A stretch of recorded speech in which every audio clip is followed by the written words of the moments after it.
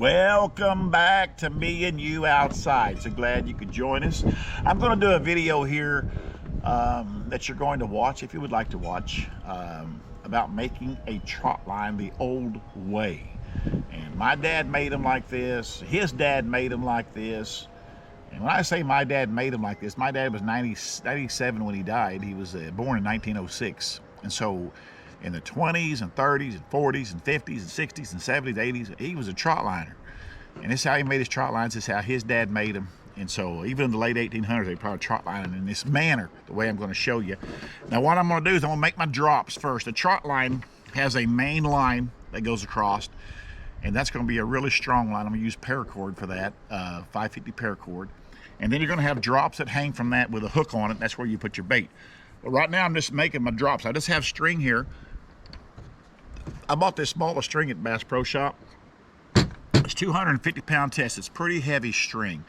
And I'm not worried about catfish. They're not line shy. So you can have as thick a line as you want. They don't care. They'll swallow the bait. They're just after the bait. They don't care. They're not like bass or sometimes crappie, different game fish like that. But catfish don't care about the line. I got me a couple of pieces of tape here on the table to get my length. I probably got an inch or two of play here on this, but I just like to get them all pretty much the same length as I can. So I'll measure that like that, get my length, which is right there. I will cut this off. This is all pretty simple stuff. Again, some of you watching this do not care one bit about what's going on here, and that's fine. But somebody might be watching this going, hey, I want to know how to do that. Now I'm going to go ahead and put my hook in here through the eye. My string through the eye. Then I'm just going to loop this hook on here. I don't want to tie a knot. I'm just telling you, you can tie all the knots you want to, but somehow they'll work their way loose, and then your catfish is going to get off with your hook and everything.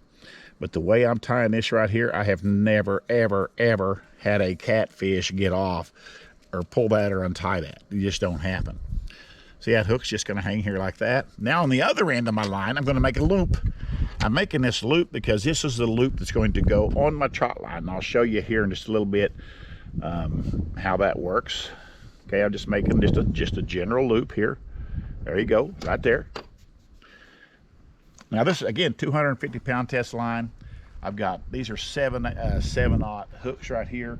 I'm also going to be using some 8/0 true turn hooks. These are my favorite for big flatheads right here. These true turn hooks, they're the best. I'm not a big circle hook guy, but I use them. Sometimes I find a good deal on them in Bass Pro's outlet store and I'll buy them, but I'm not a big circle hook guy, especially when I'm putting dead bait on. They're kind of a pain because of the hook, the way it curls here. But once you catch a fish on a circle hook, he ain't getting off. You got it. He's going to be there when you go run your trot line. I can assure you of that, because he is not going to get off the circle hook. The big true turn hooks, again, these are 8/0 true turn. These work good. Big flatheads, I've never had one straighten out and get off, but I've had them kind of straightened out, but I've caught the flathead, but the hook was about straightened out. He was almost to get off. And that's big flatheads. We're talking 40-pounders, 50-pounders. All right. So I'm going to make about 30 of these, 31 actually. And once I get these made, I'm going to put them on the main line and see how that hookup goes. And then we'll hook our main line on our trot line holder. I'll show you what I do for that. Again, it's primitive, but it's what we've always done, so we're going to keep doing. All right, I'll see you in just a jiffy. All right, I got my paracord here, and the way it's rolled up, factory rolled, I'm going to unroll it like this, because if I just twist it off of here like this and pull it off, it's gonna put a twist, starting out with a twist in my line. I do not need a twist in my line, so I'm just gonna unroll it. It takes a little longer to do that, but again, I don't want to start out with a twist in my trot line. So I'm gonna take it off like this to the point that I can, and there's a lot of it I can do like this. So that's just something you want to keep in mind, how you unroll these, how you roll them up. It all can get twisted, and it all becomes just a little bit of a problem probably down the road, possibly. You don't need that kind of twist in your line. Okay, now that I got this halfway undone, I'm going to show you what I'm going to do here. Throw that down there for now. I'm going to come to the end of my string here, of my paracord. Okay. Now, the end of this is going to be tied to the bank All right, I know that. So I'm going to need a good portion to allow for shallow water, rocks, to get my hooks away from there. So I'm going to leave about, I'm going to say 8 feet, 8 to 10 feet without a hook. I know there's not going to be a hook in that first 8 to 10 feet. Then I'm going to come and I'm just going to make some loops in my trot line, in my paracord, like that. That's where my hook's going to hang from. And I'm going to measure out. I'm going to make these far apart, at least probably right at 6 feet, because I'm going, some of the places I'm going to be trot lining is going to be, sorry about the music, is going to be very wide. So I'm going to need several feet of trot line to get across my river area. Again, I'm going to get a good 6 feet apart. I'm starting out with 100 feet of paracord. I've got 200 feet that I'm going to probably need. There you go. I'm just going to keep doing this all the way to the end. And here in just a few seconds, I'm going to hang my drop line from this. And this whole setup, I'm telling you, is going to be super strong. It'll hold a 60, 70 pound flathead easy, which I hope I get to try that out, but we'll see. All right, I'm gonna keep doing this and get this done here. It won't take very much longer. I'll see you in a jiffy. All right, here I am. I'm hooking my drops to the main line. This is my main line right here. This is a paracord. I got these hoops put in the cord all the way down through here. 30 of them, or 31, something like that. I can't remember. May have lost count. All I do is stick it through there like that. Come in here like this. Bring it all out. Get the knot through there.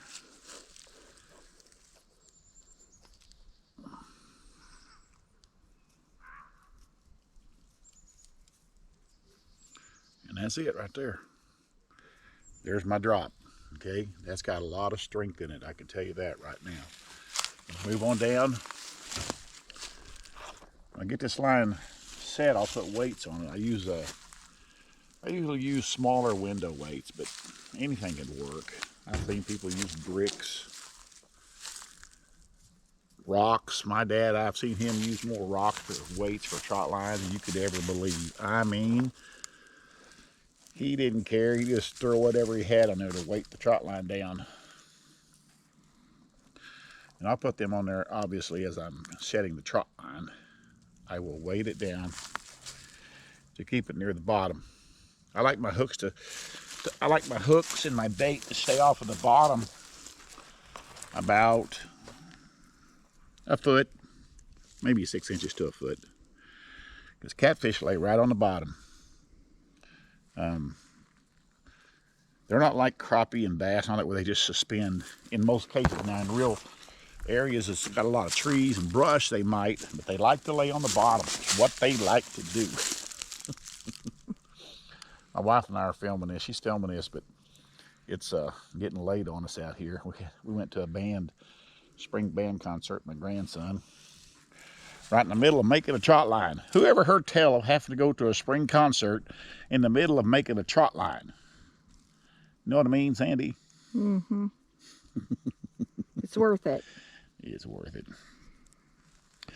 Because we got the best grandkids in the world, don't we, Sandy? Yep. I've told people that. They should look at me.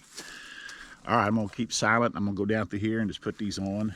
And then I'll show you how I take it up and how I store it and all that stuff. But I'm just going to fly down through here. And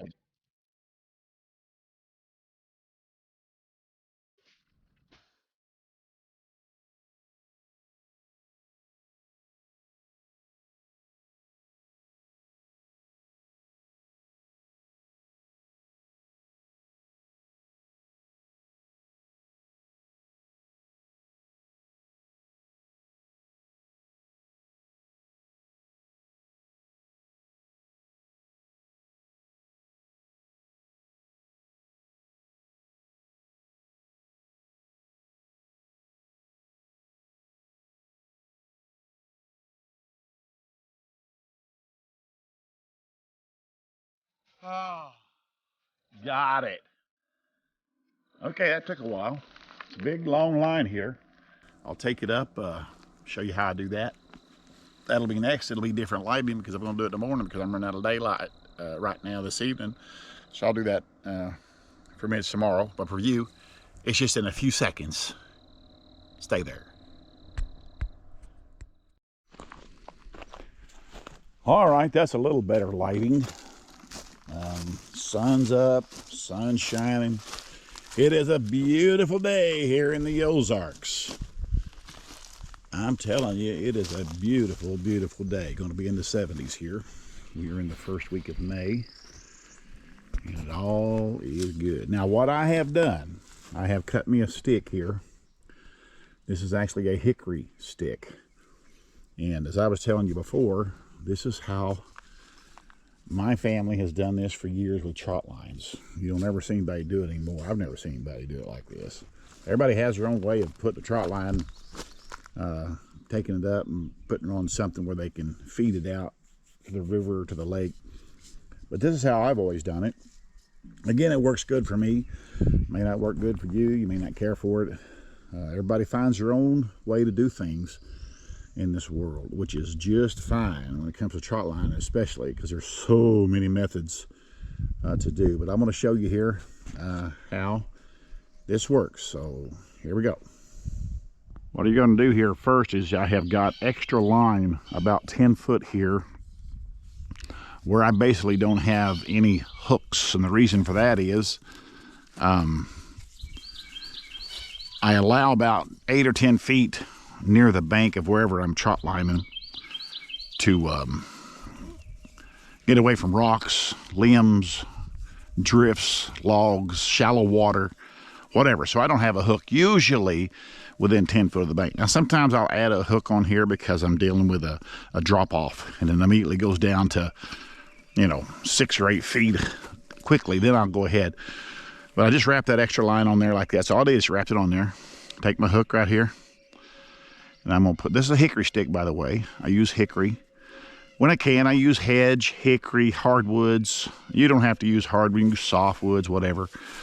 Stick it on there like that, come down to the next one, and just do the same thing. And guess what? You go down through here and you put all 30 hooks the same way. And there's how they sit on there. And they won't come off unless you do something to make them come off. When I get to the end of this, I'll show you how I tie it up to finish it off. But it's no big deal. This really does work pretty good. When you're setting them, of course, you're dealing with hooks, lines. You've always got to be careful with trot lining. You just got to move slow. I've been in a hurry setting trot lines many a time and regretted it. You don't want to be in a hurry. You want to have time to set right and to be careful. I've never gotten a hook in me of any significance. I've got poked many a time, but never past the barb when it comes to trot lining. All right. I'll be silent now as I finish this out.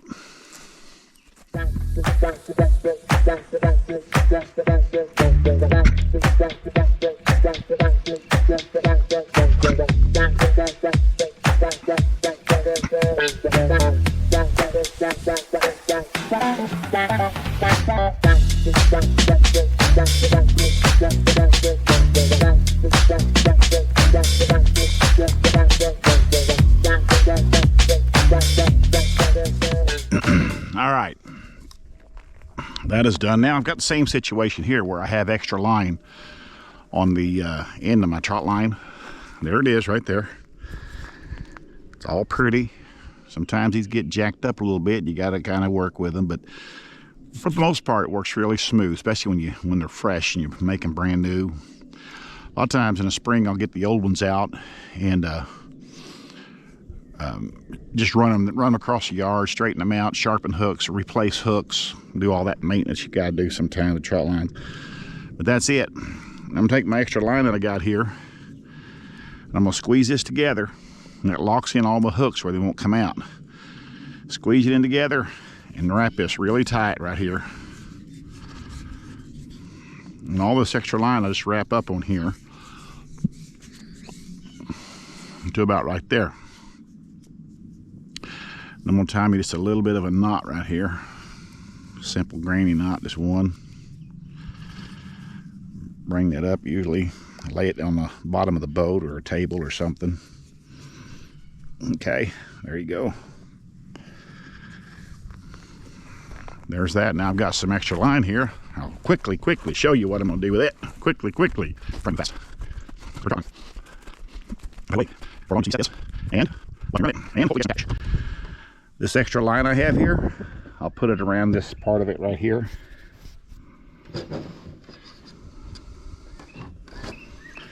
And tie it up. Just tie a little, like that, little knot. Little bow knot in there. Boom. This trot line is done and ready. It is ready to go to the river or lake, wherever I decide to go. Missed a little tie there, but I'll get it. That's it. It is a done deal. That's it. All right. We will see you on the river, setting this trot line out. Thanks for watching this video. Talk to you soon. Me and you outside. One word. No spaces.